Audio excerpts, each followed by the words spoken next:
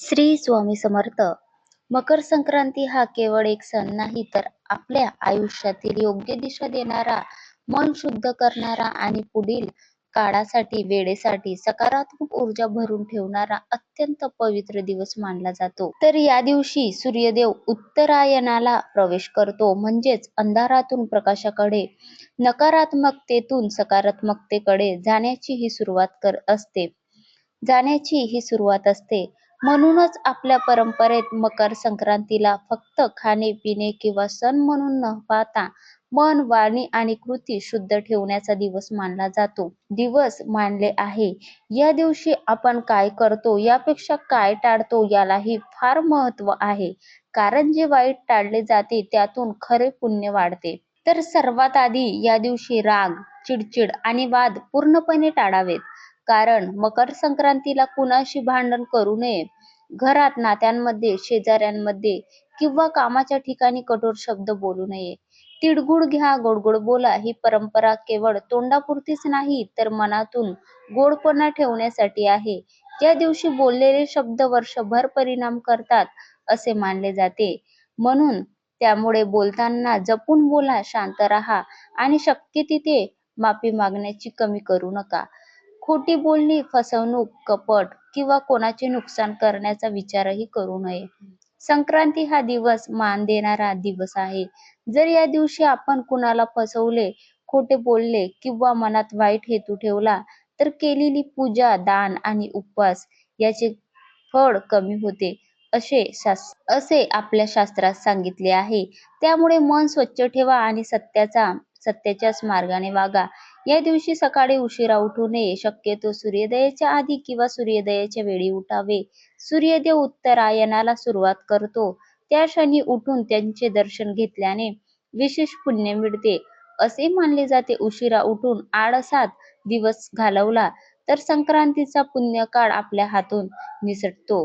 दिवस आळसात घालवू नये. मकर संक्रांतीला स्वच्छतेला फार महत्त्व आहे. अंघोळ करून शरीर शुद्ध करावे, स्वच्छ कपडे घालावेत आणि मगच देवासमोर बसावे. अंगावर जुने मळलेले कपडे घालून किंवा अस्वच्छ अवस्थेत पूजा करणे टाळावे.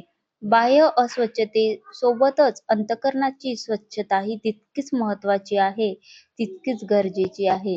या दिवशी घरात भांडण, राग, रडारड करू नये. दान न करता हा दिवस जाऊ देऊ नये. मकर संक्रांतीला दानाचे विशेष महत्त्व आहे. दान मोठेपणाचे हवे असे नाही. तीळ, गूळ, अन्न, वस्त्र, पाणी, फळे जे शक्य आहे ते द्या. कुणी मदत सांगितली असेल तर नाही म्हणणे टाळा. थोडे दिले तरी ते मनापासून द्या.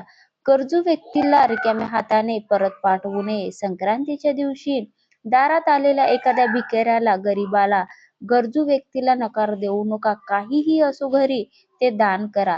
काहीच देणे शक्य नसेल झाले तर गोड शब्द तरी बोला. अपमान करू नये, तुच्छतेने वागू नये, कारण गरजूच्या रूपात देव स्वतः दारात येतो असे मानले जाते.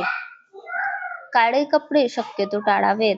मकर संक्रांतीला शुभ आणि तेजस्वी रंगाचे कपडे घालणे चांगले मानले जाते. पण काळा रंग हा दानसाठी न देता आपण स्वतः घालू शकतो, कारण काळा कपडा हा शरीराला ओप देणारा असतो. लाल, हिरवा, केशरी अशा रंगाला प्राधान्य द्यावे. फारच गरज असेल तर फारच गरज असेल तर नक्कीच ऊब देणारे काळे कपडे घालावेत. हा दिवस शरीर आणि मन शुद्ध ठेवण्यासाठी आहे. सात्विक अन्न खावे आणि संयम पाळावा. सूर्यदेवाला जल अर्पण करणे विसरू नये, पण ते रागात, घाईत किंवा दुर्लक्षपणे करू नये. शांत मनाने, श्रद्धेने सूर्यदेवाचे स्मरण करत जल अर्पण करावे.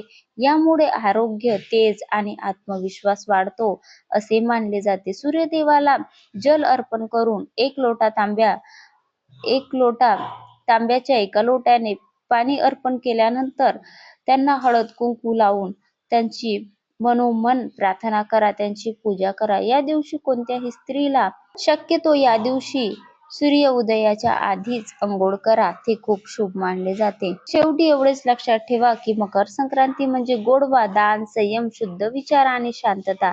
या दिवशी आपण जे वाईट टाळतो ते जे नकारात्मक सोडतो त्यातूनच खरे पुण्य मिळते. संक्रांती जर मनापासून साजरी केली तर संपूर्ण वर्ष आनंद, समाधान आणि सकारात्मकतेने भरले जाते.